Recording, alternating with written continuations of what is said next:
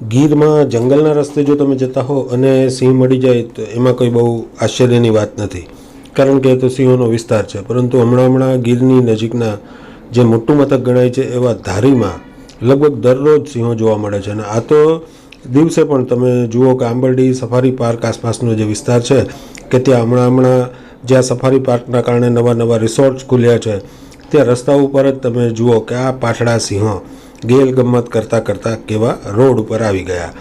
આ પાઠડા સિંહો માટે આ દુનિયા બહુ આશ્ચર્યજનક હોય છે અને એમાં પણ એમનો પરિવાર જ્યારે સાથે હોય ત્યારે એનો કોન્ફિડન્સ ખૂબ જ વધી જતો હોય છે. ધારીની બાજુમાં આવેલું એક ગામ છે મોરજર અને જર, આ બંને ધારીની નજીકના ગામો છે.